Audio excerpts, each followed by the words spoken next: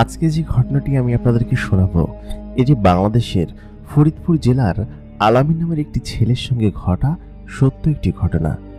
আলামিন জিনের বাদশার মেয়েকে বিয়ে করেছিল এবং আলামিন কিভাবে সেটা করেছিল এবং কিভাবে সে জিনের বাদশার উপকার করেছিল সেটা যখন জানবেন তখন সত্যি অবাক হয়ে যাবেন এবং বলবেন যে আলামিনের মতো এত ভাগ্যবান হয়তো কেউ হয় না, যে কিনা জিনের বাদশার সহায়তা পেয়েছেন এবং তার মেয়েকে পর্যন্ত বিয়ে করেছেন। ঘটনাটির শেষ পর্যন্ত থাকার জন্য আপনাদের সকলের কাছে অনুরোধ জানাচ্ছি। আসসালামু আলাইকুম দর্শক, সকলে কেমন আছেন? স্বাগত জানাচ্ছি দ্য মেগা বক্সের নতুন আরও একটি এপিসোডে। আশা করি আপনারা সকলে ভালো আছেন। প্রতিদিনকার মতো কণ্ঠে আমি আরজে ইমরান আপনাদের সঙ্গে আছি এবং আপনারা দেখছেন দ্য মেগা বক্স। যারা এখন পর্যন্ত আমাদের ভিডিওতে লাইক করেননি এবং কমেন্ট করেননি, অবশ্যই একটা লাইক এবং কমেন্ট করে দিন। সেই সঙ্গে যারা এখন পর্যন্ত সাবস্ক্রাইব করেননি, চ্যানেলটাকে সাবস্ক্রাইব করে পাশে থাকা বেল নোটিফিকেশন অন করে দিন, যাতে করে নতুন ভিডিও নোটিফিকেশন সবার আগে পেয়ে যান। তাহলে চলুন আর বেশি কথা বাড়াবো না, আমরা সরাসরি চলে যাব আলামিনের জীবনের ঘটনায়। আমার নাম আলামিন। আমি গ্রামে বসবাস করি। আমার বাবা মা কেউ নেই। আমি দাদির সঙ্গে বসবাস করি। ছোটবেলায় আমার বাবা এবং মা দুজনই মারা গিয়েছেন। বলা চলে আমি একজন এতিম। আমার দাদি আমাকে পেলে পুষে ছোটবেলা থেকে মানুষ করেছে। আমি ছোটবেলা থেকে দেখতাম যে আমাদের পরিবারে বেশ অভাব অনটন। আমার যে চাচারা ছিল তেনারা তেমন দাদিকে খাবার দাবার দিতেন না, এমনকি তেনাকে তেমন দেখতেনও না। আমার আব্বা যে ঘরটা রেখে গিয়েছিল সেই ঘরের ভিতরেই আমি এবং দাদি থাকতাম ছোটবেলা থেকে। আমার পড়াশোনা খুব ভালো মতো হয়নি, কারণ ছোটবেলা থেকে খাবারই ঠিকমতো জুটত না। প্রাইমারি স্কুলে ফ্রি ছিল, সেজন্য 5 পর্যন্ত পড়েছি, এতটুকুই পড়া। তারপর আর পড়াশোনা তেমন হয়নি। আমার দাদি এর বাড়ি থেকে ওর বাড়ি থেকে এটা ওটা চেয়ে চিনতে আমাকে মানুষ করেছে। যেমন খাবার খাওয়ার সময় আমার দাদি এই বাড়ি থেকে ওই বাড়ি থেকে খাবার চেয়ে নিয়ে আসতো যখন খাবার থাকতো না ঘরে, অথবা কাপড় চোপড় এই সমস্ত জিনিসপাতি আমি ছোটবেলায় ওই গ্রামের বিভিন্ন মানুষের কাছ থেকে বা প্রভাবশালী লোকজনই আমাকে দিয়েছে, যা পরে হয়তো আমি বড় পেয়েছি। আমার বয়স যখন 14-15 বছর, তখন থেকে আমি কাজ শুরু করি এবং আমি মাঠে কাজ করে আমার দাদিকে খাওয়াতাম। আমার দাদি ছোটবেলায় আমাকে লালন পালন করেছে, কিন্তু আমি একটু বড় হওয়ার পর থেকেই কাজ করা শুরু করি এবং সেই কাজ করার টাকা দিয়েই আমার দাদিকে আমি তখন খাওয়াতাম। কিন্তু দুর্ভাগ্যবশত আমার দাদি 2017 সালে মারা গিয়েছেন। তিনি আমার জীবনের মূল সুখটা হয়তো দেখে যেতে পারেননি, কিন্তু তিনি থাকলে হয়তো পুরোপুরিভাবে দেখে যেতে পারত। আমার দাদিকে আমি জিনের জগতে এবং জিনের বাদশার সঙ্গে পরিচয় করিয়ে দিয়েছিলাম, যেটা কিনা দেখে আমার দাদি খুব খুশি হয়েছিল এবং হয়তো দাদি সেজন্য খুশিতেই হয়তো আমাকে রেখে চলে গেছেন। যাই হোক, আমি আসল ঘটনায় ফিরি। তখন আমার বয়স 19 কি 20 বছর। আমি সেদিনকে একটা জায়গা থেকে কামলা দিয়ে বাড়িতে ফিরছিলাম। জানি না সেই রাতটা আমি কেন ওই দিক দিয়ে আসছিলাম, আমি বলতে পারবো না। তবে সেদিনকে আমার জীবন এরকম ভাবে বলতে যায় যা কিনা আমি বলে বোঝাতে পারবো না। আমি সেদিনকে রাস্তা দিয়ে ওই দিক দিয়ে আসছিলাম। ওই রাস্তাটা ছিল একদম শুনশান এবং নীরব। দুই পাশে শুধুমাত্র ফসলের মাঠ আর একটা বড় বট গাছ আছে একটা মোড় ঘুরতে। সেই বট গাছটার কাছে দিয়ে যখন আমি যাচ্ছিলাম তখন খুব বেশি রাত না, 7টা কি 8টা হবে। তবে গ্রাম অঞ্চলের 7টা মানে অনেক বেশি রাতি। আমি সেই রাস্তা দিয়ে আসার পথে আচমকা খেয়াল করি একটা সাদা বিড়াল আমার পাশ কেটে চলে গেল। বিড়ালটি আমার দিকে এমনভাবে তাকালো, আমি বিড়ালটির দিকে তাকিয়ে অবাক হয়ে গেলাম, কারণ এরকম অদ্ভুত সাদা বিড়ালের এরকম কখনো দেখিনি। গায়ে বেশ বড় বড় লোম, লেজটা বেশ বড় এবং সেই সঙ্গে বেশ লম্বা লম্বা চড়া আর কি। তো আমি বিড়ালটার দিকে তাকালাম একবার, দেখলাম তার চোখ দুটো একদম নীল এবং আমি আলো মারতেই তার চোখ জলজল করছে। আমি পাশের গ্রামেই গিয়েছিলাম কাজের সন্ধানে এবং সেখানে থেকে কাজ করে আস্তে আস্তে একটু দেরি হয়ে গেল, কারণ যে মালিক ছিল সেই মালিক আমাকে টাকা দিতে একটু দেরি করলো।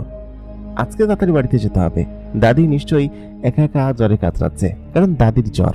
আমি কি করবো কিছু ভেবে উঠতে না পেরে খুব দ্রুত গতিতে আসার চেষ্টা করেছি, কিন্তু রাস্তায় এরকম এক অদ্ভুত বিড়াল দেখে সত্যি আমি অবাক হয়ে গিয়েছিলাম। আমি তখন বিড়ালটাকে বললাম হুইট হুইট, তারপর সে রাস্তার পর থেকে সরে গেল। শুরুতে সরছিল না, সে রাস্তার উপর এরকমভাবে দাঁড়িয়েছিল। আমি তারপর খুব দ্রুত গতিতে তাকে অগ্রাহ্য করে বাড়ির দিকে চলে আসলাম।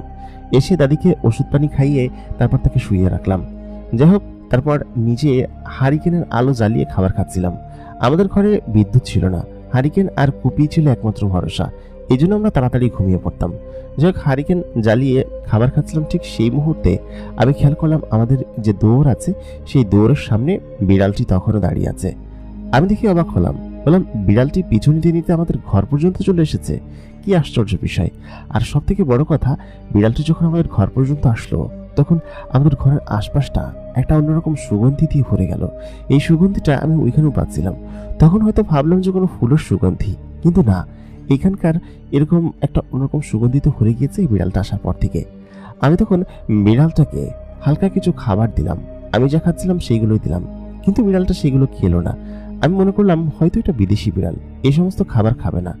তাই বলে ওইখান থেকে একটা কৌটা ছিল, কৌটার ভিতর থেকে মিষ্টি বের করে দিলাম। জিলাপি ছিল আর কদমা ছিল, সেই কদমা এবং জিলাপি একটা প্লেটের উপর দিলাম তাকে। সেই জিনিসগুলো সে খেলো, কিন্তু অদ্ভুত বিষয় হচ্ছে আমি জীবনে কোনোদিন বিড়ালকে মিষ্টি খেতে দেখিনি, কিন্তু এই বিড়ালটা তখন মিষ্টি খেলো, কি অদ্ভুত বিষয়। যাই হোক, বিড়ালটাকে দেখে বেশ মায়া হলো। তারপর বললাম যে আচ্ছা ঠিক আছে, তুই এখানে থাক। আমাদের ঘরের ভিতরে একপাশে মাচা ছিল, আর ঘরের একদম ভিতরে একটা খাট ছিল, আর বারান্দায় একটা খাট ছিল। আমি বারান্দায় ঘুমাতাম, আর দাদি ঘরের ভিতরে ঘুমাতো। ছোটবেলায় অবশ্য আমি দাদির কাছেই ঘুমাতাম, তবে এখন বড় হয়েছি, দাদি একা একাই এখানে ঘুমায় আর আমি বারান্দার ঘরে ঘুমাই। যাই হোক, দাদিকে ওষুধ পানি খাইয়ে তখন ঘুম পাড়ালাম। পরের দিন আমি ওইখান থেকে ঘুম থেকে যখন উঠলাম, দেখলাম দাদি ঘুম থেকে উঠে সে রান্নাবান্না করছে।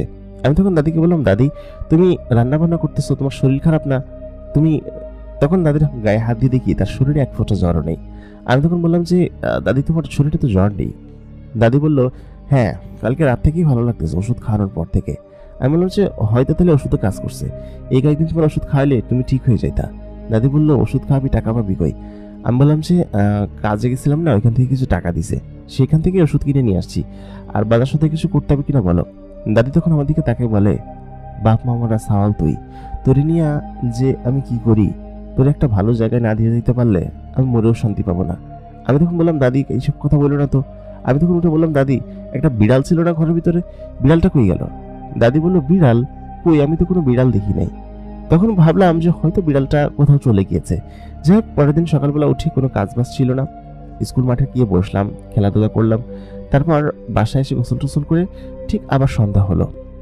সন্ধ্যা হওয়ার পরে আমি যখন বাইরে থেকে 8টা-9টার দিকে বাড়িতে আসলাম, আমাদের ওই পাশের বাজারে হচ্ছে বিদ্যুৎ আছে, সেখানে আমি গিয়ে বসে থাকি এবং টিভি দেখি। তো আমি যখন সেখান থেকে আসলাম, আসার পর আমি দেখলাম সেই বিড়ালটা আমি যেখানে শুয়ে থাকি তার পাশে বসে আছে। আমি কিছু বুঝতে পারছিলাম না, বিড়ালটা দিনের বেলা কোথায় যায়, রাতের বেলা কিসের জন্য আসে। আমি তখন কাছে গেলাম, যেই কাছে গেলাম অমনি বিড়ালটা আমার কাছ থেকে সরে গেল, মানে সে আমার কাছে আসছিল না। কিন্তু আমি কেন যেন বুঝতে পারছিলাম না যে সে আমাকে কিছু একটা বলতে চাচ্ছে আকারে ইঙ্গিতে, কিন্তু সেটা কি বলতে চাচ্ছে সেটাই যেন আমি বুঝতে পারছিলাম না। আমি তখন বিড়ালটার কাছে এগিয়ে যেতে গেলাম, কিন্তু সে পেছনে সরে গেল। বেশ খানিক্ষণ পর আমি দেখলাম বিড়ালটার চোখ জ্বলজ্বল করছে এবং তার শরীর আলোকিত হয়ে গিয়েছে। এটা দেখে আমি বললাম কি যে কি অদ্ভুত বিড়াল, এরকম ভাবে ম্যাও ম্যাও করে না, কথা বলে না, চুপচাপ থাকে, খাবার চাইছে মনে হয়। তাই বলে আমি কৌটা থেকে আরো 4-5 পিস জিলাপি বের করলাম, একটা নিচে খেলাম আর বাকিগুলো সাইডে রাখলাম যে একটু পরে খাবো। দেখলাম বিড়ালগুলো সেগুলো টুকটাক করে খেয়ে ফেলেছে, তার মানে সে মিষ্টি খেতে পছন্দ করে এবং এই বিড়ালটা এরকমই, তার বোধহয় ক্ষুধা লেগেছিল। যাক, আমি ঘুমিয়ে পড়লাম সেই রাতে। এরকম করে 4-5টা রাত কাটলো। দিনের বেলাতে আমি কখনোই বিড়ালটাকে দেখতাম না আশেপাশে, কিন্তু রাত্রেবেলা তাকে দেখতাম। এমনকি যখন আমি কাজ থেকে ফিরতাম রাত্রের দিকে, তখন আমি তাকে দেখতাম যে ওই জঙ্গলের ভিটার পাশে বা এদিকে ওদিকে সেরকম ঘোরাঘুরি কেন করছে সেটাই বুঝতে পারছি না। আর সে এত দ্রুত অন্য গ্রাম বা পাশের গ্রামে কিভাবে চলে এসেছে সেটা তো আমি বুঝতে পারছি না। অদ্ভুতভাবে সমস্ত কিছু ঘটে যাচ্ছে। যাই হোক, সেই রাত্রেবেলা আমি যখন ঘুমিয়েছিলাম, আচমকা আমার ঘুম ভেঙে যায় রাত্রেবেলা। সাধারণত গভীর রাতে আমার ঘুম ভাঙে না, তবে ওদিনকে কোনো কিছু নিয়ে হয়তো একটা টেনশনে ছিলাম, সেজন্য তোমার ঘুম ভেঙে গিয়েছে। সেদিনকে রাত তখন 1টার কাছাকাছি হবে, আর গ্রামের রাত 1টা মানে অনেক রাত। আমি তখন খেয়াল করলাম যে আমার পায়ের কাছে কোনো কিছু একটা বসে আছে। আমি মনে করলাম দাদি। আমি বললাম যে দাদি তুমি এখানে বসে আছো কিসের জন্য? কিন্তু দাদি কোনো প্রশ্নের উত্তর দিচ্ছিল না। আমি তখন উঠে বসলাম। উঠে বসে যখন আমি আবার বললাম যে দাদি তুমি এখানে কেন বসে আছো, ঠিক সেই মুহূর্তে একটা মেয়ে আমার দিকে আর চোখে তাকালো। মেয়েটার চোখ জ্বলজ্বল করছে, তার শরীরে এক ধরনের আভাযুক্ত আলো তখন জ্বলতে শুরু করলো। চারিদিকে যেন এক ধরনের নীল আলো এবং তার চোখ দুটো একদম ফর্সা ধবধবে। তার মুখে একটা নাকাব পরা, নাকাবটা একদম জালি মতো এবং তার পরনে এত চমৎকার এবং সুন্দর জামা। আমি তখন সত্যি দেখে ভয় পেয়ে একটা চিৎকার দিলাম, কিন্তু সেই চিৎকারের শব্দ আমার গলা দিয়ে বের হলো না, কারণ আমি যেন কোনোভাবে চিৎকার করতে পারছিলাম না। আমি তখন আশ্চর্য হয়ে তার দিকে তাকিয়ে আছি এবং চোখ বড় বড় হয়ে গেছে আমার। মেয়েটা বেশ সুন্দরী এবং সেই সঙ্গে সে চুপচাপ সেখানে বসে আছে, কোনো কথা বলছে না। আমি তখন মেয়েটাকে বললাম যে আপনি কে এবং আপনি এখানে এখানে কি করছেন, আর আপনি আমার এই কথা বলতে মেয়েটা তখন বলল, মানে ইশারা দিয়ে চুপ থাকতে। আমি তখন চুপ করলাম। বেশ খানিক্ষণ পর মেয়েটা আমার হাত ধরলো। হাত ধরার পরে সে আমাকে টেনে উড়িয়ে নিয়ে ঘর থেকে বাইরে বের করে নিয়ে আসলো। তখন আমি যে কি পরিমাণ ভয় পেয়েছিলাম সে সত্যি সেটা বলে বোঝানো যাবে না। তারপর আমি তাকে উড়িয়ে নিয়ে পাশের একটা জায়গায় নিয়ে আসে সে আমাকে, এবং সেটা ছিল একটা শুনশান ভিটা আর কি, সেখানে কোনো মানুষের আনাগোনা নেই। তো সেখানে যখন আমি আসি সত্যি এত পরিমাণ ভয় পাই, যদিও আমি তেমন ভয় পেতাম না, কিন্তু ওইটা দেখে প্রচণ্ড পরিমাণ ভয় পেয়ে যাই আমি তখন সেখানে অচেতন হয়ে পড়ি। তারপর কতক্ষণ পর জ্ঞান ফেরে আমার জানি না, তবে ওই মেয়েটি আমার চোখে মুখে পানি ছিটিয়েছে। চোখে মুখে পানি ছিটানোর পর আমি যখন উঠে বসি তখন আমি মেয়েটির দিকে তাকিয়ে অবাক হয়ে যাই, কারণ মেয়েটি ছিল অত্যাধিক রকমের রূপসী এবং সুন্দরী।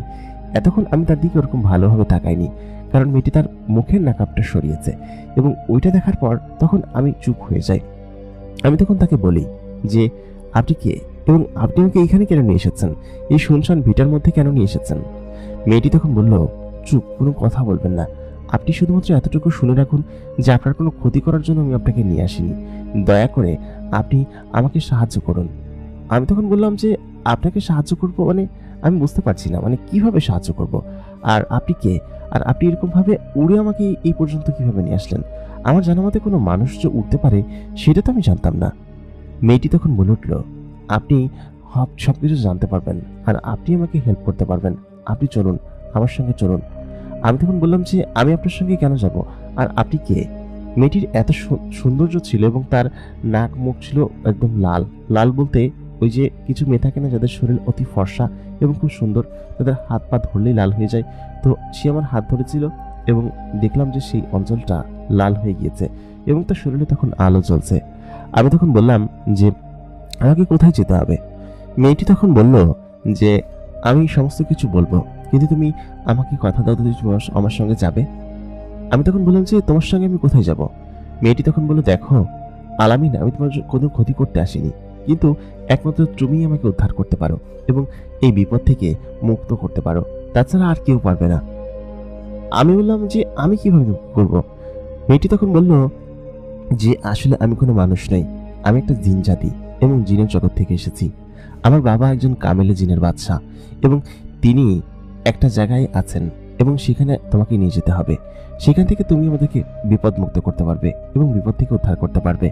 আমি তখন বললাম যে আমি তো কিছু বুঝতে পারছি না, তোমার বাবা যদি কামেলে জিনের সর্দার হয়ে থাকেন আর তুমি যদি জিনের সর্দারের মেয়ে হয়ে থাকো, তাহলে তুমি আমার হেল্প কেন চাইছো? তোমরা তো আরো অনেক বেশি শক্তিশালী এবং সব বিষয়ে অনেক বেশি পারদর্শী, তাহলে তুমি আমার হেল্প কেন চাইছো বলো তো? পরিমেয়টি তখন বলল, আমি জানি যে তুমি এই বিপদ থেকে আমাকে উদ্ধার করতে পারবে এবং তুমি সেই অঞ্চলে যাও, সেখানে গেলে তুমি সমস্ত কিছু বুঝতে পারবে। আমি তখন বললাম যে আমি কিভাবে বুঝতে পারবো, আর সব থেকে বড় কথা হচ্ছে যে তুমি আমার কাছে কেন এসেছো? তুমি তো একজন জিন, তুমি তো চাইলে অন্য জিনেদের কাছেও যেতে পারতা। তখন সে বলল, আমি সমস্ত কথা তোমাকে খুলে বলবো, তুমি দয়া করে আগে আমাকে হেল্প করো। আমার গ্রামের এবং কাবিলার জিনেরা ভালো নেই, এমনকি আমার আব্বাও অভিশপ্ত অবস্থায় জীবনযাপন করছে, দয়া করে তুমি আমাকে একটু সাহায্য করো। তাই বলে সে আমার হাত ধরলো। মেয়েটির এত আকতি মিনতি সত্যি আমি ফেলতে পারছিলাম না, কারণ মেয়েটি যেমন ছিল সুন্দরী ঠিক তেমন ছিল তার কথা ফেলে না দেওয়ার মতো অবস্থান। আমি তখন তাকে বললাম যে আচ্ছা ঠিক আছে, তুমি আমাকে বিস্তারিত খুলে বলো, তারপর না হয় আমি দেখি কোনো কিছু একটা করা যায় কিনা। তারপর মেয়েটি আমাকে বলল যে তুমি সেখানে যাও, সমস্ত কিছু বুঝতে পারবে, আর আমি সেখানে যেতে পারবো না, তোমাকে আমি ওইখানকার বর্ডার পর্যন্ত দিয়ে আসতে পারবো, ওর বেশি আমি যেতে পারবো না, তুমি দয়া করে চলো, কারণ ওইখানে গেলে। তখন মেয়েটি থেমে গেল, মেয়েটি যেন কোনো কিছু আমার কাছে লুকানোর চেষ্টা করছিল। আমি তখন বললাম যে কেন, কি সমস্যা তুমি বলো তো? সেই মেয়েটি তখন বলল যে সমস্যা একটা আছে, তুমি চলো আমার সঙ্গে ভেতরে চলো, তারপর না হয় বুঝতে পারবা। আমি বললাম যে তোমার সঙ্গে কোথায় যাব? আর তুমি আমাকে ঠিক সেই মুহূর্তে মেয়েটি বলল, তুমি চলো তো, তুমি গেলে সমস্ত কিছু বুঝতে পারবে, আর তুমি একমাত্র আমাদেরকে উদ্ধার করতে পারবে, আর জিনের বাচ্চা তোমারই প্রতীক্ষায় আছে। অনেক কাকুতি মিনতি করলো। আমি তখন বললাম যে আচ্ছা ঠিক আছে, আমার দাদির কাছ থেকে অনুমতি নিতে হবে, আর সেখানে গিয়ে কয়দিন থাকতে হবে। মেয়েটি তখন বলল, সেখানে গিয়ে কয়দিন থাকতে হবে জানি না, সেটা তোমার উপর নির্ভর করবে, কারণ তুমি যদি কাজটা খুব সহজে করে ফেলতে পারো তবে মাত্রই এটা সম্ভব হবে। মেয়েটি বলল যে আচ্ছা ঠিক আছে, চলো তোমার দাদির কাছে চলো। তারপর জিন মেয়েটি সেখানে আমার সঙ্গে আসতে শুরু করলো। দাদিকে আমি জাগালাম, যাকে বললাম যে দাদি, আমি একটু বাইরে যাচ্ছি, কয়েকদিন সময় লাগবে, আসলে একটা কাজ পেয়েছি তো, এই ফজরের সময় যেতে হবে। তখন ফজর আজান দেয়নি, দাদি মনে করছে যে ফজরের সময় হয়ে গিয়েছে। তো আমি দাদিকে বললাম, দাদি তুমি শুয়ে থাকো, ফজর আজান এখনো দেয়নি, আমাকে যেতে হবে। ঠিক আছে। দাদিকে তখন সেখানে ঘুম পাড়িয়ে রেখে গেলাম এবং আমার কাছে যে কয়টা টাকা ছিল সমস্ত টাকা আমি দাদির কাছে দিয়ে গেলাম। পরিমেটি তখন বললো, টাকা পয়সা নিয়ে তোমার চিন্তা করার দরকার নেই, আমি তোমাদেরকে অনেক টাকা পয়সা দিব এবং তোমরা বড়লোক হয়ে যাবে। মূলত এই কথা বলার পরই আমার এই বিষয়ে একটু ইন্টারেস্ট জেগেছে যে একটা জিন যে কিনা আমাকে দেখা দিয়েছে এবং বলেছে ধন সম্পদ দিবে, তার মানে তার সঙ্গে যাওয়াই যায়। তারপর পরিমেটি আমার হাত ধরলো। হাত ধরার পর সে আমাকে তার শরীরের সঙ্গে জড়িয়ে ধরলো। ধরে তারপর আমি এবং সে এগোতে লাগলাম। অনেকটা পথ এগিয়ে গেলাম। অনেকটা পথ বলতে কতদূর গিয়েছে আমি জানি না, তবে সে আমাকে আসমানের ওপর দিয়ে ভাসিয়ে নিয়ে গিয়েছে। তারপর ঠিক একটা জঙ্গলের কাছে নিয়ে আমাকে দাঁড় করালো। জঙ্গলটা বেশ শুনশান এবং বেশ নীরব ছিল। আমি যখন এই পাশে ছিলাম তখন সম্পূর্ণ দিন ছিল, মানে একদম সম্পূর্ণ সূর্যের আলো মাথার উপরে। আমি তখন সেখানে গিয়ে দাঁড়ালাম। দাঁড়ানোর পর জঙ্গলের কাছাকাছি যখন গেলাম দেখলাম কি যে জঙ্গলের ওইখানে সে আমাকে নামানোর পর বললো কি যে এদিক দিয়ে যেতে হবে তোমাকে। আমি বললাম যে তুমি আসবে না, আর এই জঙ্গলের ঘন জঙ্গলের ভিতর দিয়ে আমি কিভাবে যাব? তুমি এটা বুঝতে পারছো না যে আমি এদিক দিয়ে যেতে পারবো না? তখন পরিমেটি আমাকে বললো যে তোমাকে এদিক দিয়ে যেতে হবে, আর আমি যেতে পারবো না। আমি বললাম যে কেন যেতে পারবো না, চলো। মেয়েটি কোনোভাবেই যাওয়ার জন্য রাজি হচ্ছিল না। তারপর আমি তাকে এক প্রকার রাজি করলাম, কারণ সেইখানে আরো একজন জিনের উপস্থিতি ছিল। সেই জিনটা হচ্ছে তারই একটা কাছের ছোট ভাই এবং তাদেরই রাজদরবারের একজন কাছের ছোট ভাই আর কি। তখন তাকে দেখে বললো কি যে তুই এখানে কি করছিস? তখন সে বলল, আমি এখানে এসেছিলাম বহু দিন আগে, কিন্তু আমি যখন জানতে পারলাম যে এরকম ঘটনা, ঠিক সেই মুহূর্তে তার মুখ চেপে ধরে তাকে পাশে নিয়ে গেল। বললো কি যে তুই এখানে থাক, যখন তোকে ডাক দিব তখন তুই আসবি। মেয়েটা এটা বললো, এতটুকুই শুনলাম, কিন্তু এরপরে আগে কি বলেছে সেটা আমি জানতাম না। যাই হোক, তারপর মেয়েটি আমার হাত ধরলো। হাত ধরার পর সে জঙ্গলের ভিতর ঢুকে গেল। জঙ্গলটা ছিল বেশ অদ্ভুত এবং এরকম অদ্ভুত জঙ্গলের আগে আমি কখনো দেখিনি, কারণ সম্পূর্ণ অন্ধকার এবং মনে হচ্ছে যে রাত নেমে এসেছে। আমি একটু সামনে ফাঁকা জায়গায় যেতেই আকাশে দেখলাম ভরা জ্যোৎস্না এবং সেই সঙ্গে আকাশে ফুটেছে হচ্ছে নানান ধরনের তারার মেলা। আমি তখন মেয়েটিকে বললাম, কি আশ্চর্য, এখানে সন্ধ্যা নেমে গিয়েছে কিসের জন্য? আর একটু আগে তো দেখলাম কি যে ওইখানে একদম সূর্যের আলো প্রায় মাথার উপরে রয়েছে, আর এখানে এরকম সন্ধ্যা। মেয়েটি বলল, চলো সামনের দিকে গেলে বুঝতে পারবে। তারপর মেয়েটি আমাকে হাত ধরে একটা বড় বিশাল আকৃতির প্রাসাদের সামনে নিয়ে আসলো।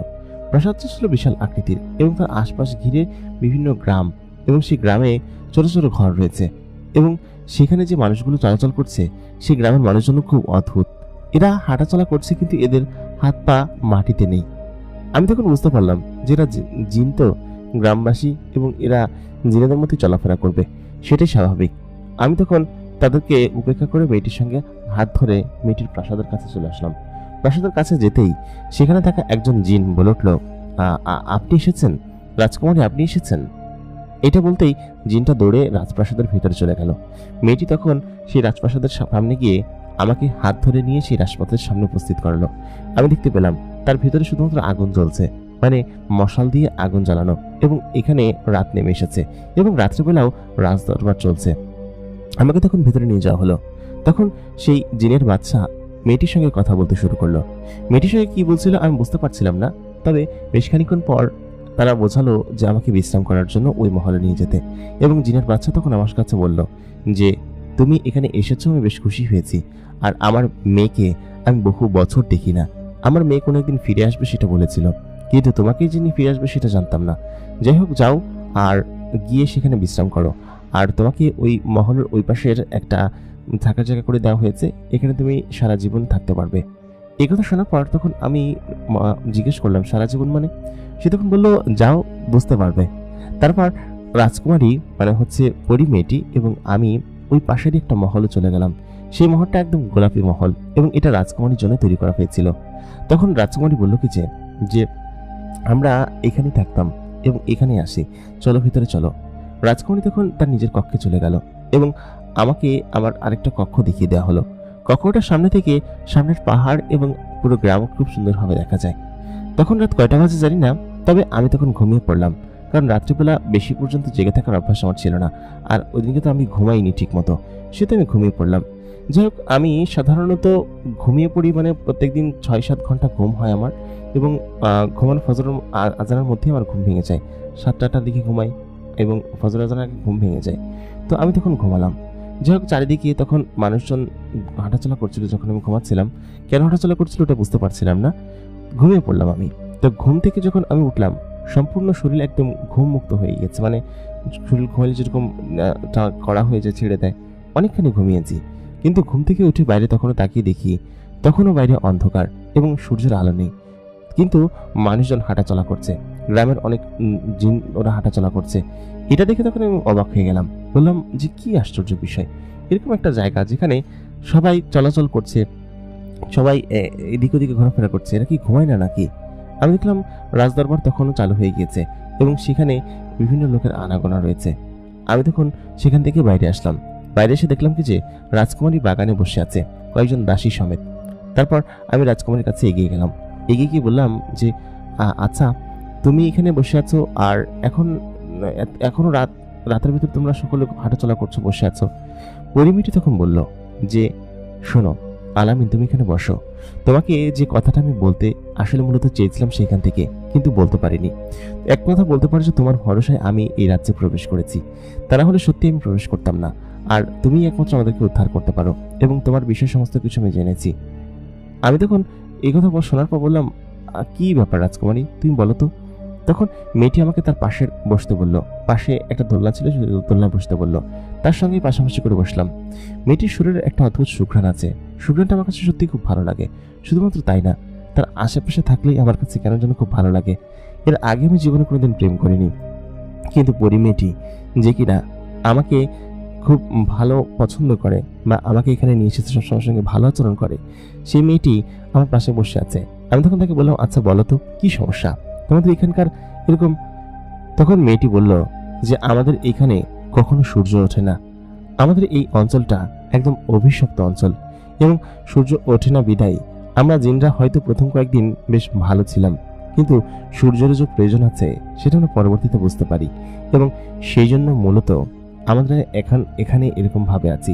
এবং সত্যি কথা বলতে আমরা কোনোদিন এখান থেকে বের হতে পারবো না, কারণ আমাদের এই রাজ্যটা অভিশপ্ত এবং আমার আব্বাজানের এই সম্পূর্ণ অঞ্চলটা অভিশপ্ত একটা অঞ্চল। এই অঞ্চলের বাইরে আমরা কখনো বের হতে পারবো না, যেটা কিনা আমাদের আশপাশের সমস্ত পরিবেশকে বদলে দিয়েছে এবং আমাদের গ্রামবাসীরা এরকম ভাবে বসবাস করে। এখানে কখনো সূর্যের আলো ফোটে না এবং চাঁদের আলোতেই আমাদের এখানে থাকতে হয়। তখন আমি বললাম যে এটা আবার কেমন কথা, চাঁদের আলো থাকতে হবে কিসের জন্য? সূর্য উঠবে, এটাই প্রকৃতির নিয়ম এবং প্রকৃতি এরকম ভাবেই চলে। তখন পরিমিটি বলে উঠল, আমাদের এখানেও আগে এরকমই ছিল, সূর্য উঠতো, রাত হতো, তবে রাতের অংশটা বেশি ছিল আর আমরা রাতকে পছন্দ করতাম এবং আমরা যেহেতু জিন জাতি সেহেতু আমরা রাতকেই বেশি প্রাধান্য দেই। তবে এরকমটা হবে কখনো ভাবতে পারিনি। রাত দিন কোনো বিষয় না, সব থেকে বড় কথা হচ্ছে আমাদের এই রাজ্যের ভেতরে একবার যে প্রবেশ করে সে আর বাহিরে বের হতে পারে না, এটাই হচ্ছে বড় সমস্যা। আমরা এই কাবিলার বাহিরে যেতে পারি না। রাত নিয়ে আমাদের এখানে কোনো সমস্যা নেই, আমরা রাত্রি পছন্দ করি, কিন্তু অনেক জিন আছে যারা কিনা দিনের আলো প্রয়োজন হয়। দিনের আলো আমাদের কাছে ওষুধের মতো কাজ করে এবং আমরা সেরকমভাবে ব্যবহার করি, কিন্তু এই রাজ্যের ভিতরে কেউ ঢুকলে বাইরে বের হতে পারে না আর কেউ এই রাজ্যের বাহিরেও যেতে পারে না। সব মিলিয়ে এটাই হচ্ছে সমস্যা। আর আমি যে একবার প্রবেশ করেছি এই জন্য আমি ভিতরে ঢুকতে চাচ্ছিলাম না। আমি চাচ্ছিলাম যে তুমি সমস্যার সমাধান করো, যদি বাইরের কোনো হেল্প লাগে তাহলে সেটা আমি তোমাকে করব। কারণ হচ্ছে ওই যে তান্ত্রিক আছে, যে শয়তান জিনটা আছে, সেই শয়তান জিনটাই এই সমস্ত কিছু করেছে, যা কিনা আমাদেরকে একদম পুরো অন্ধকারের মধ্যে ঠেলে দিয়েছে। তখন আমি বললাম যে শয়তান জিন মানে, আর তুমি এটা কি বলছো? আমি এখান থেকে বের হতে পারবো না মানে? তুমি তো আমাকে বললে যে এখান থেকে আমি বের হতে পারবো এবং কয়েকদিন পরে যেতে পারবো, আমার দাদি ওখানে একা আছে, তুমি তো খুবই স্বার্থবাদী। মেয়েটি তখন আমার হাত ধরে বসলো, আলামিন সত্যি আমি কোনো স্বার্থবাদী লোক নই, সত্যি আমি আমার রাজ্যকে বাঁচানোর জন্য তোমাকে এখানে নিয়ে এসেছি। আর সত্যি কথা বলতে আমার তোমাকে কেন জানি ভালো লাগে এবং তুমি বেশ বুদ্ধিমান একটা ছেলে। আমি জানি তোমার আব্বা মা নেই, তোমার বাবা মা অনেক বছর আগে মারা গিয়েছে, কিন্তু তুমি একজন এতিম, তোমার দাদি একা থেকে সেখানে বসবাস করে। তবে এখনো আমাদের বাইরে কিছু জিন বসবাস করে। যদি তুমি এই সমস্যার সমাধান না করতে পারো তাহলে আমরা কোনোদিনই এখান থেকে বের হতে পারবো না। আর সব মিলিয়ে আমি সত্যি তোমার কাছে অনেক কৃতজ্ঞ থাকবো, এমনকি আমার আব্বাজানও অনেক কৃতজ্ঞ থাকবেন। তখন আমার মনে একটা প্রশ্ন আসলো। তখন বললাম যে কেন এই জায়গাটা এরকম এবং কিসের জন্য এরকম হয়ে আছে? তখন সেই পরী মেয়েটি, মানে সেই রাজকুমারী বলল, তুমি যে অঞ্চলে আছো এটা এই অঞ্চলের সব থেকে সুখী এবং ভালো একটা রাজ্য, যে রাজ্য আশেপাশের সমস্ত সকল জিনদেরকে সকলে সবসময় সাহায্য করে। আমার আব্বাজান এই পুরো অঞ্চলের আশেপাশের যত গ্রাম দেখছো সমস্ত গ্রামেরই বাচ্চা, এবং তিনি প্রায় 41টা গ্রামের জিনের বাচ্চা, এবং এই 41টা গ্রামের যত জিন আছে প্রত্যেকটা জিনই তার কথা শোনেন এবং মানেন, এবং তার প্রতি একটা অন্যরকম শ্রদ্ধা আছে। আমরা মুসলিম জাতি এবং মুসলিম ধর্মই আমাদের প্রধান উদ্দেশ্য, এবং আল্লাহর প্রতি আমরা গভীর বিশ্বাস রাখি। কিন্তু এই ভালো একজন রাজার, ভালো একজন জিনের বাচ্চার উপর নজর পড়ে যায় এক শয়তান কালো জাদুকরের। সে একজন শয়তান এবং কালো জাদুকর। সে এই পাশেরই একটা গুহায় সেখানে থাকেন। সে কালো জাদুর চর্চা করেন এবং সে খুবই বাজে একটা জিন। মূলত অনেক মাস আগে সে আমাদের এখানে এসেছিল কোনো একটা কাজে, এবং এখানে আসার পর সে সর্বপ্রথম আমাদের এখানকার ধন সম্পদ এবং এখানকার সমস্ত কিছু দেখে সে অবাক হয়ে যায়, এবং তখন সে আমার বড় বোন এবং এই রাজ্যকে দখল করতে চায়। আমার বড় বোনকে সে বিয়ে করতে চায়, কিন্তু আমার আব্বাজান রাজি হননি। তিনি একজন ধূর্ত এবং খুবই শয়তান রাজা ছিলেন। আমার বড় বোন তাকে বিয়ে করবেন না, এবং এই রাজ্যও তাকে দিয়ে দিতে হবে, কারণ এই রাজ্যের সুজলা সুফলা এবং সমস্ত পরিবেশ দেখে তার বেশ পছন্দ হয়। কিন্তু আমার আব্বাজান সেটাতে রাজি হন না, এবং বলেন কি যে তোর মতো শয়তান তান্ত্রিকের কথায় আমি কেন রাজি হব, কোনোভাবেই রাজি হব না। তখন সেই শয়তান তান্ত্রিক এবং সেই শয়তান কালো জাদুকারী জিন আমাদের ওপর অভিশাপ দেয়, এবং তিনি মূলত কালো জাদু, কুফরি এবং এই সমস্ত জিনিস করে শক্তি অর্জন করেছেন, এবং তার কাছে অসংখ্য শক্তিশালী বেশ কিছু জিন আছে, যে জিনগুলো মূলত এই সমস্ত কিছু করেছে, এবং এই সমস্ত কিছুর একমাত্র অধিকারী হচ্ছে তিনি। যার কারণে তিনি আমার বড় বোনকে এখান থেকে নিয়ে যান, এবং নিয়ে যাওয়ার পরে বলে কি যে তোদেরকে শাস্তি দিয়ে রেখে যাব। তোরা যেহেতু আমাকে অপমান করেছিস এবং অপদস্থ করেছিস, সেহেতু তোদেরকে আমি এখানে শাস্তি স্বরূপ এখানের সূর্য গায়েব করে দিলাম। কারণ তোরা এখানকার সূর্য গায়েব করে দেওয়ার পর শুধুমাত্র অন্ধকারে বসবাস করবি, এই চাঁদের আলোতে। আর সব থেকে বড় কথা, তোরা এই রাজ্যের বাইরে কোনোদিন বের হতে পারবি না। এই কথা বলে তান্ত্রিক সেখান থেকে আচমকা গায়েব হয়ে যায়, এবং সেই কালো জাদুকর গায়েব হয়ে যাওয়ার কিছুক্ষণ পরেই আমাদের চারিপাশে তখন অন্ধকার নেমে আসে। তখন সূর্যের আলো ছিল। তখন আমার আম্মা বলে, হাই হাই হাই, এরকম সূর্যের আলো গায়েব হয়ে গেলে তো আমরা সত্যি রোগবালাই মারা যাব। আর আমরা রাজ্য থেকে যদি বাইরেই না বের হতে পারি, তাহলে আমরা এখানে সমস্ত কিছু চাষবাস করবো কিভাবে? সূর্যের আলো ছাড়া চাষবাস করা সম্ভব নয়। এই কথা বলে আমার আব্বাজান তখন কান্নায় ভেঙে পড়লেন। কিন্তু সব থেকে আনন্দের বিষয় হচ্ছে, আমার আপাকে ওরা নিয়ে যেতে পারেনি, কারণ আপা এখানে অবস্থান করছিল, এবং ওইখান থেকে বের হওয়ার পর ওই তান্ত্রিক সভাপতি আমাদের গ্রামের এরিয়া বের হওয়ার পরেই এখান থেকে সূর্যের আলোটা বের হয়ে যায়। আর সব থেকে বড় কথা, আপা ওদিনকে বিকেলেই ফিরে আসে, মানে দুপুরবেলা নিয়ে গিয়েছিল, বিকেলে ফিরে আসে কিভাবে? ওই তান্ত্রিকের কাছ থেকে যখনই এই অঞ্চলটা থেকে মূলত বের হয়ে যাবে, ঠিক সেই মুহূর্তে তান্ত্রিকটা ওইখান থেকে মূলত হচ্ছে আপা তাকে কোনোভাবে ছলকবল দিয়ে ওইখান থেকে বেরিয়ে এই পাশে চলে আসে, এবং আপা তো চাইলেও এই রাজ্যের বাইরে তখন বের হতে পারবে না, কারণ রাজ্যটা তখন অভিশপ্ত হয়ে গিয়েছে। আর ওই তান্ত্রিকও চাইলে রাজ্যের ভেতরে প্রবেশ করতে পারবে না, কারণ ভেতরে প্রবেশ করলে সে আর বাইরে বের হতে পারবে না। এই জন্য তান্ত্রিক আপাকে নিয়ে যায়নি, সে না নিয়েই তখন এখান থেকে চলে যায়, এবং আমাদের এই রাজ্যটা তখন পুরো এরকমভাবে খুবই আশঙ্কাযুক্ত করে দিয়ে যায়, এবং খুবই খারাপ পরিস্থিতি চলে এখানে। তো প্রায় আজকে 2 মাস যাবৎ আমাদের রাজ্য এরকমভাবেই রয়েছে। যাই হোক, এরকমভাবে থাকার পরে আমি মূলত হচ্ছে ওই সময়টাতে আমাদের নানু বাড়িতে বেড়াতে গিয়েছিলাম। আমাদের নানু বাড়িটা পাশেরই এক সর্দারের কাবিলার অংশ, এবং সেখানে যখন আমি যাওয়ার পর আমি ফিরে আসি, এবং ফিরে আসার পর রাজ্যের পাশে কিছু জিন ছিল যারা কিনা রাজ্যের ভেতরে প্রবেশ করতে পারছিল না, কারণ তারা দেখতে পাচ্ছিল যে এই পাশ আলো এবং ওই পাশ অন্ধকার, এবং তারা ছিল বুদ্ধিমান জিন। এবং আমাদের ওইখানকার কিছু জিন এসে তখন জানায় যে আমরা রাজ্যের ভেতরে প্রবেশ করতে পারবো না, একবার যদি প্রবেশ করি তাহলে আর বের হতে পারবো না। আমাদেরকে বাইরে থেকে কোনো একটা সুরাহা বের করতে হবে। এরপরে আমাদের এখানকার কিছু জিন প্রতিনিধি সেখানে গিয়ে উপস্থিত হয় এবং সেখানে গিয়ে সেই তান্ত্রিকের কাছে, সেই শয়তান জাদুকরের কাছে কাকুতি মিনতি করে যে আপনি আমাদেরকে এই বিপদ থেকে উদ্ধার করুন। কিন্তু সে কোনোভাবে আসতে চায় না। আর সব থেকে বড় কথা, আমরা কোনোদিন এই রাজ্য থেকে বের হতে পারবো না, সেটা তান্ত্রিক খুব ভালোভাবে জানতো। এই জন্য তিনি নিশ্চিন্তে তার নিজের শয়তানি গুহায় হয়তো ধ্যানমগ্ন থাকতেন সবসময়। এবং তারপরে আমি আশপাশে ঘোরাফেরা করি যে কিভাবে সাহায্য পাওয়া যায়। একদিন আমি তোমাকে দেখি এবং তোমাকে দেখি যে তুমি আমাকে দেখতে পাচ্ছ এবং আমি যে একটা বিড়ালের রূপ ধারণ করে আছি সেটাও তুমি দেখতে পাচ্ছ। তখন আমি বুঝতে পারি যে তুমি নিশ্চয়ই একজন দেবদূত বা আল্লাহর প্রেরণকৃত একজন খাঁটি বান্দা। তুমি 5 ওয়াক্ত নামাজ পড়ো এবং এরকম ভাবে তুমি আল্লাহর ইবাদত করো এবং তুমি আমাকেও দেখতে পাচ্ছ। তার মানে তুমি আমাকে হেল্প করতে পারবে। তারপর তোমাকে কয়েকদিন আমি অবজার্ভ করি, খেয়াল করি যে তোমার বুদ্ধিমত্তা বেশ ভালো এবং এটা একমাত্র বুদ্ধি দিয়ে সলভ করা সম্ভব এবং তুমি সেটা করতে পারবে। এই জন্যই মূলত তোমাকে আমি এখানে নিয়ে এসেছি। সত্যি কথা বলতে আলামিন, তোমার প্রতি আমার সত্যি কোনো বিন্দু পরিমাণ কোনো শত্রুতা নেই যে তোমাকে এখানে এসে আমি ফাঁসিয়ে দিব। সত্যি কথা বলতে এরকমটা যদি হয় তাহলে আমি নিজেকে কোনোদিন ক্ষমা করতে পারবো না আলামিন, কারণ তুমি সারা জীবনের জন্য এখানে থেকে যাবা, যেটা কিনা আমার কাছে হয়তো খুবই খারাপ লাগবে এবং খুবই খারাপ পরিবেশ হবে। সেটা আমি সত্যি সেটা মেনে নিতে পারবো না। আর আমি এই কথা সে আমাকে বলার পর আমি তখন খানিকটা রেগে গেলাম। বললাম, আমি যদি না যেতে পারি, আমি যদি কোনো কিছু না করতে পারি, তাহলে তুমি এমনটা কেন করলে বলো তো? আমি কি এখানে সারা জীবন এরকম অন্ধকারে কাটিয়ে দিব নাকি? এটা তো কখনো। মেয়েটি তখন আমার মুখটার উপর তার আঙ্গুলটা রেখে বলল কি যে, আলামিন, সত্যি কথা বলতে এটা আমি কখনো ভাবতে পারিনি যে তোমার সঙ্গে এরকমটা আমি করব, কিন্তু আমি তোমাকে পছন্দ করে ফেলেছি।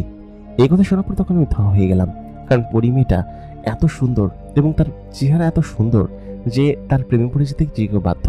আমি একমাত্র তার কথা চিন্তা করে তখন সেখানে চুপচাপ রইলাম। বললাম যে আচ্ছা ঠিক আছে, আমি চিন্তা করে দেখি, কিন্তু এই কথাটা কি রাজামশাই জানেন? তখন মেয়েটি বলল যে হ্যাঁ, আমি রাজামশাইকে বলেছি এবং আমার আব্বাজানকে বলেছি। তিনি বলেছেন যে যদি এটা করতে পারে তাহলে আমার জন্য বড় পুরস্কার আছে, মানে আলামিনের জন্য, তোমার জন্য। আমি তখন বললাম আমার পুরস্কারের দরকার নেই, আমি সত্যি তোমাকে পছন্দ করে ফেলেছি রাজকুমারী, তোমাকে বেশ ভালো লেগে গিয়েছে। আমি যদি এই কাজটা করতে পারি, আমার কোনো কিছুর দরকার নেই, তুমি শুধু আমাকে ভালোবাসবে, সেটা কি করতে পারবে? পরিমিতি তখন বলল, আমি তোমাকে আগে থেকেই ভালোবেসে ফেলেছি। তোমার সততা, তোমার এরকম বুদ্ধিমত্তা সমস্ত কিছু দেখেই এই কয়েকদিনে তোমার প্রতি আমার প্রেম হয়ে গিয়েছে এবং আমি এমনিতেই তোমাকে পছন্দ করি। এই কথা শোনার পর তখন আমি সত্যি খুশি হয়ে গেলাম। তারপর আমি তাকে আলতো করে একটু জড়িয়ে ধরলাম। পরিমিতি আমাকে বলল, চলো ওই দিকটাই থেকে তোমাকে ঘুরিয়ে নিয়ে আসি। তারপর আমি মেয়েটির সঙ্গে বাইরে ঘুরতে বের হলাম। মেয়েটির সঙ্গে আমি যখন বাইরে যাচ্ছিলাম তখন দেখলাম জিনেরা হাঁটাচলা করছে। কিছু জিন আকাশে উঠছে এবং আসমানে বড় চাঁদের কাছাকাছি দিয়ে উঠছে। আমি তখন সেখানে হাঁটাচলা করলাম। বেশ কিছুক্ষণ পর হাঁটাচলা করার পরে আমি এবং সে মূল প্রাসাদের কাছে চলে গেলাম। প্রাসাদের কাছে যাওয়ার পর আমাকে একটা টেবিলে খেতে বসতে দেওয়া হলো এবং পাশে মেয়েটি বসেছিল। আসলে মেয়েটি খুব সুন্দর এবং এত সুন্দর মেয়ে আমি জীবনে কোনোদিন দেখিনি। তার সঙ্গে যদি আমার প্রেম হয় এবং সে যদি সত্যি আমাকে ভালোবাসে, এটা সে সত্যি বলছে নাকি মিথ্যা বলছে আমি জানি না, তবে আমি যে তাকে ভালোবেসে ফেলেছি সেটা আমি বুঝতে পারছি। বেশ খানিকক্ষণ পর রাজা এসে সেখানে উপস্থিত হলো। জিনের বাচ্চা, তার উচ্চতা প্রায় 7 ফুটের কাছাকাছি এবং বিশাল দানবীয় দেহ, মুখে সাদা দাড়ি এবং সেই সঙ্গে মাথায় পাগড়ি রয়েছে। তিনি তখন আমার কাছে এসে বললেন যে, তুমি ভালো আছো আলামিন? আমি তখন বললাম, জি আলহামদুলিল্লাহ ভালো আছি, আপনি ভালো আছেন জিনের বাচ্চা? তখন তিনি বললেন যে, আমি ভালো আছি, কিন্তু আমার রাজ্যবাসী আর আমার রাজ্য ভালো নেই, এটা থেকে একমাত্র তুমি বাঁচাতে পারো আমাদেরকে। আমি তখন বললাম যে, আমি কিভাবে বাঁচাতে পারবো, আমি তো সাধারণ একজন মানুষ। তখন সে বলল, মানুষটা কখনো সাধারণ হয় না, মানুষের বুদ্ধিমত্তা যে কোনো জিনকে হারিয়ে দিতে যথেষ্ট। আমাদের হয়তো অনেক অলৌকিক ক্ষমতা আছে, কিন্তু তোমার কাছে আছে এক অন্যরকম বুদ্ধিমত্তার ক্ষমতা, যা কিনা আমাদের কাছে নেই। এই কথা শোনার পর তখন আমি বললাম যে, আমি আপনার রাজ্যে যেহেতু চলে এসেছি এবং আপনি যেহেতু আমাকে অনুরোধ করেছেন, আমি চেষ্টা করব আর আপনাকে নিরাশ না করার চেষ্টা করব। আপনি এইসব বিষয় নিয়ে কোনো চিন্তা করবেন না তো, ঠিক আছে? জিনের বাচ্চা তখন আমার হাত ধরলেন। সত্যি তার হাত ছিল একটু গরম গরম এবং তিনি আমাকে বললেন যে, তুমি পারবে। তারপর আমার মাথায় হাত বুলিয়ে দিল আর বলল যে, তোমার দাদিকে নিয়ে তুমি কোনো চিন্তা করো না, আমাদের বাইরে যেসব জিনেরা আছে তোমার দাদিকে তারা দেখে রাখবে এবং তোমার দাদি একদম নিরাপদে থাকবে, ঠিক আছে? আমি তখন বললাম, জি আচ্ছা জিনের বাচ্চা, আপনি কোনো চিন্তা করবেন না। তারপর খাওয়া দাওয়া শেষ করে আমি সেখান থেকে উঠে আসলাম। আমি আমার জীবনে কোনোদিন এত ভালো খাবার খাইনি, কারণ খাবারগুলো ছিল বেশ সুস্বাদু এবং সেই সঙ্গে আস্ত হরিণের মাংস রান্না করা হয়েছিল এবং সেই সঙ্গে আরও অনেক ধরনের আইটেম ছিল, যা কিনা আমার কাছে খেয়ে খুব ভালো লেগেছে। এত চমৎকার লেগেছে যে আমি বলে বোঝাতে পারবো না। আমার কাছে খুবই অদ্ভুত লেগেছে। খাওয়া দাওয়া শেষ করে আমি তখন চলে গেলাম মহলে। সেই পাশের যে একটা গোলাপি কালারের মহল আছে, ওইটা মূলত ওইখানকার যে রাজকুমারীরা আছে তারা থাকে। জিনের বাচ্চা আর মোট 17টা মেয়ে আছে। তার মধ্যে সব থেকে ছোট মেয়ে হচ্ছে আমি যার সঙ্গে আছি সে, তার নাম দিলুরা। দিলুরা তখন আমাকে বলল যে এই মহলে আমার সকল বোনেরা থাকে, আমি এই পাশে থাকি। মহলটা মোট 4 তলা এবং 4 তলার ওই পাশে বেশ বড় বড় কম্পার্টমেন্ট আছে। আর এই ছোট্ট যে স্পেসটা দেখছো, এই মহলের এই পাশে আমি থাকি। ওই পাশে কখনো যেও না, ঠিক আছে? ওই পাশে আমার অন্য অন্য বোনেরা থাকে এবং তার হাজব্যান্ডরা থাকে। আর মূলত আমার বাকি বোনদের বিয়ে দেওয়া হয়ে গিয়েছে। মোট 12টা বোনের বিয়ে হয়ে গিয়েছে। আর আমরা যে 5টা বোন থাকি, এই 5টা বোনের 4 জন হচ্ছে গিয়ে 3 জন হচ্ছে ঘর জামাই থাকে, আর আরেকটা বোন আছে যাকে কিনা ওই তান্ত্রিক নিয়ে যেতে চেয়েছিল। সে কারোর সঙ্গে কথা বলে না, চুপচাপ করে তার নিজের রুমে বসে থাকে। এইভাবেই হচ্ছে আমাদের চলছে। সেহেতু তুমি ওইদিকে যেও না, ঠিক আছে? আমি তখন বললাম আচ্ছা ঠিক আছে। যাই হোক, এরকম করে বেশ কয়েকদিন সময় সেখানে কাটলো, কিন্তু এই অন্ধকারের মধ্যে সত্যি আমার খুব খারাপ লাগছিল, ভালো লাগছিল না। একটা বিষয় সব থেকে বেশি ভালো লাগতো যে পরি মেয়েটি আমার আশেপাশে সবসময় থাকে এবং তার কোলের ভিতরে বসে আমি গল্প করি, তাকে আমি নানান ধরনের কথা বলি। আমি তখন বললাম আচ্ছা একটা কাজ করলে কেমন হয়, চলো তো আমাকে রাজ্যের শেষ মাথায় নিয়ে চলো, যেখানে মূলত হচ্ছে ওই আলোটা আছে। এখন তো মনে হয় বাইরের দিন, তাই না? পরিমিটি তখন বললো হ্যাঁ, কিন্তু কোথায় কোথায় নিয়ে যাচ্ছ আমাকে? আমি তখন পরিমিটার সঙ্গে শুয়েছিলাম, কারণ ততদিনে আমি এখানে এসেছি 2 সপ্তাহ কেটে গিয়েছে এবং এই 2 সপ্তাহের মধ্যে পরিমিটার সঙ্গে আমার এত পরিমাণ ভাব ভালোবাসা হয়ে গিয়েছে যে সেটা এক অন্যরকম পর্যায়ে পৌঁছে গিয়েছে। আমি তার সঙ্গে থাকতাম, তার সঙ্গে ঘুমাতাম, তো এটা ছিল আমার জন্য এক জীবনের অন্যরকম অধ্যায়। তখন আমি পরিমিটাকে বললাম যে দিলুরাকে বললাম যে চলো আমাকে ওই পাশের দিকে নিয়ে চলো। এতদিন আমি চিন্তা চেতনা করে এই বুদ্ধিটা বের করতে পেরেছি। তখন সে আমাকে বললো কি বুদ্ধি বের করেছো? আমি তখন দিলুরাকে বললাম তুমি চলো সামনের দিকে। তারপর একটু সামনে গেলাম। সেই অঞ্চলটা রাজপ্রাসাদ থেকে ওই অঞ্চলটা প্রায় 12 কিলোমিটার দূরে। এই 12 কিলোমিটার দূরে কয়েক সেকেন্ডের মধ্যে আমরা পাড়ি দিয়ে ফেললাম এবং দেখতে পেলাম এক পাশে আলো এবং অন্য পাশে অন্ধকার। তখন আমি দিলুরাকে বললাম আচ্ছা দিলুরা, ওই তোমার যে জিনেরা আছে তাদেরকে কি তুমি ডাক দিতে পারবা? তখন সেই জিনেরা ডাক দেওয়ার পর সেখানে উপস্থিত হলো।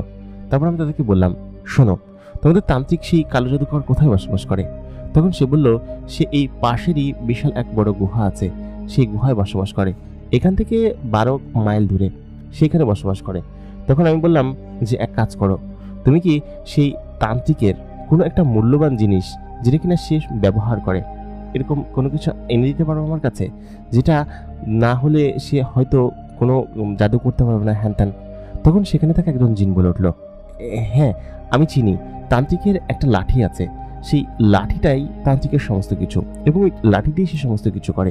এবং তখন আরেকটা জিন বলে উঠলো কিন্তু ওই লাঠি যদি আমি নিয়ে আসি তাহলে তো কোনো সমস্যা হবে না, কিন্তু ওই লাঠি তো কোনো কাজ করবে না, কারণ ওই লাঠিতে শুধুমাত্র সে একাই কাজ করতে পারে, আর অন্যকে ওই লাঠি আদেশ দিলে কাজ করে না, এবং ওই লাঠি হচ্ছে সমস্ত জাদুর উৎস।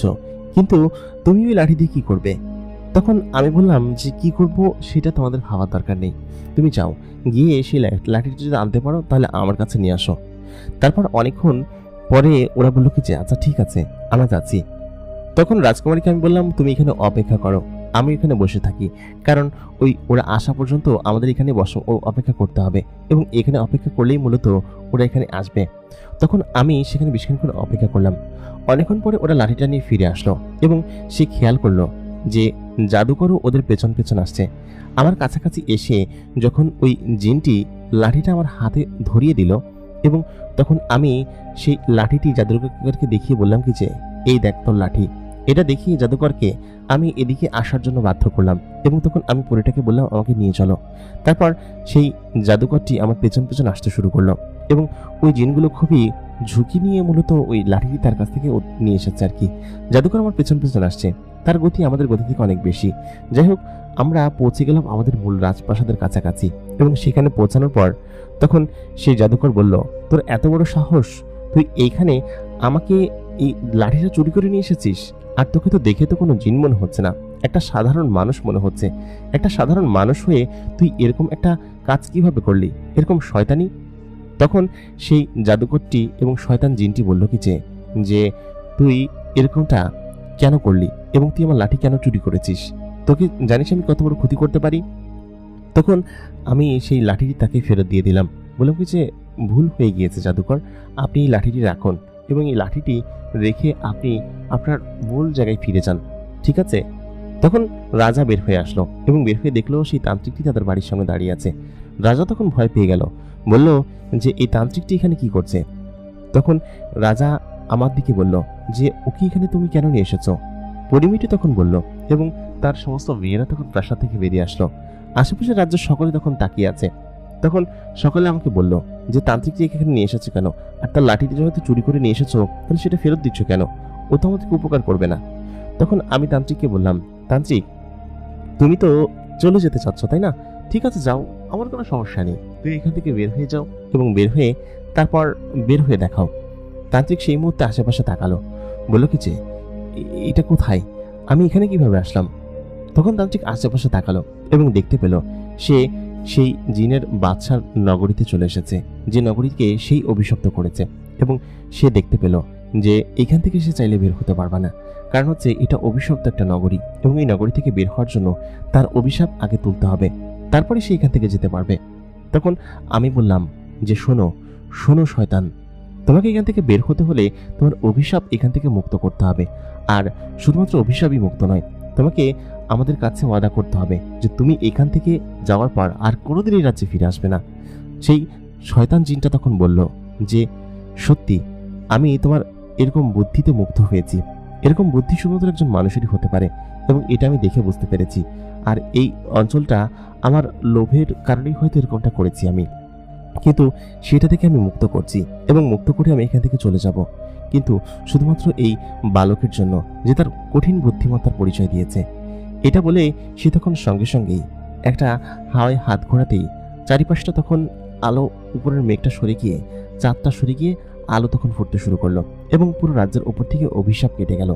অভিশাপ কেটে যাওয়ার পর সেই শয়তান জিনটা বলল কি যে রাজা শোনো, আমি তোমার উপর জুলুম করেছি, এটা করা উচিত হয়নি। আসলে আমি কালো জাদু চর্চা করি ঠিক আছে, কিন্তু তোমার উপর জুলুম করে আমি সত্যি ঠিক করিনি। এই বালক তোমাকে উপকার করেছে এবং এই বালকের বুদ্ধিমত্তা দেখে আমি অবাক হয়েছি। বালকটা মাত্র ছোট্ট একটা বালক এবং সে এত বড় একটা বুদ্ধিমত্তার কাজ করেছে। তাই বলে সে সেখান থেকে গায়েব হয়ে যায়। তবে তান্ত্রিকটা এরকমটা কেন করেছে আমি নিজে বুঝতে পারছিলাম না। তান্ত্রিক চাইলে আবার পুনরায় বাহিরে গিয়ে অভিশাপ দিতে পারত, কিন্তু হয়তো তার জাদু হয়তো সেখানে সীমাবদ্ধ ছিল, আর নাকি অন্য কোনো কিছু ছিল সেটা জানি না। যাই হোক, ওইটা হওয়ার পরপরই জিন মেয়েটি মানে দিলুরা আমাকে সঙ্গে সঙ্গে জড়িয়ে ধরে পুরো রাজ্যবাসীর সামনে। এটা কেন করেছে জানি না, তবে সম্ভবত আমাকে ভালোবাসে, সেটার ভালোবাসার স্বরূপ আমাকে দেখিয়েছে।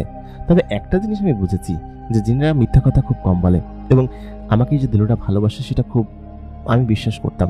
আমি হয়তো ভেবেছিলাম যে হয়তো দিলুরা আমাকে রাজ্য ঠিক হওয়ার পরে আমাকে এখান থেকে তাড়িয়ে দিবে, কিন্তু না। জিনের বাচ্চা তখন আমাকে বলে কি যে আমার তো কোনো ছেলে নেই, এই জন্য এখন থেকেই এই রাজ্যের পরবর্তী উত্তরসূরি তুমি। আমি তখন বললাম যে আমি তো শুনেছি যে আপনারা অনেক বছর বাঁচেন, আর আমি তো বেশি বছর বাঁচবো না, তাহলে এই রাজ্য আমি চালাবো কিভাবে বলুন?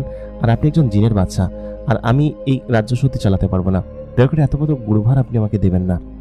তখন জিনের বাচ্চা বলে সত্যি তুমি একজন খাঁটি ছেলে এবং তোমার এই বিষয়ে কোনো লোভ নেই এবং তুমি সত্যি খুব ভালো একটা ছেলে। আমি আমার মেয়েকে তোমার সঙ্গে বিয়ে দেওয়ার ওয়াদা করছি এবং আজকেই তোমাকে বিয়ে দিব। আর এই যে বড় যে প্রাসাদটা আছে, এই প্রাসাদের পাশে আরো বড় একটি প্রাসাদ তোমাকে আমি নির্মাণ করে দিব, যেখানে তুমি আমার মেয়ের সঙ্গে থাকবা। পরবর্তীতে আমি বললাম যে আপনি যদি কিছু মনে না করেন তাহলে আমি আমার পুরাতন কুঠিরেই ফিরে যেতে চাই এবং আপনার মেয়েকে নিয়ে আমি সেখানেই থাকতে চাই। আপনার যদি কোনো আপত্তি না থাকে, আমার দাদিজান ছাড়া আমি থাকতে পারবো না। আমার দাদিজানকে আমি এখানে নিয়ে আসতে চাই এবং তিনি এখানে কিছুদিন থাকবেন। তারপর আমার দাদিজান যদি চান তাহলে আমি এখানে বসবাস করব, তাছাড়া নয়। পরের দিন ওই রাত্রেবেলা আমার দিলুরার সঙ্গে বিয়ে হয় এবং বিয়ে হওয়ার পর তখন হচ্ছে দিলুরা আমাকে বলে যে সত্যি আমি তোমাকে বেশ ভাগ্যবান এবং খুব ভাগ্য আমি করে তোমাকে পেয়েছি। এটা বলার পর সে আমাকে তখন বলে কি যে ঠিক আছে, আজকে থেকে আমি তোমার সমস্ত কথা শুনবো এবং চলো তোমার সঙ্গে যাই। তারপর আমরা বাড়িতে ফিরে যাই। বাড়িতে ফিরে যাওয়ার পরে আমি যখন আমার দাদিকে দিলুরার সঙ্গে পরিচয় করিয়ে দিই, দাদি তখন চমকে যায় এবং বলে এটা কি সত্যি? সত্যি আমার বিশ্বাস হচ্ছে না। তারপর দাদিকে আমরা এই জিনের নগরীতে নিয়ে আসি এবং এখানে আসার পর দাদি বেশি দিন থাকার জন্য আর কি চায় না। তারপর আমরা আবার পুনরায় আমাদের মূল যে গ্রাম আছে সেই গ্রামে ফিরে যাই এবং আমাদের অভাব অনটন আস্তে আস্তে করে দূর হয়ে যায়।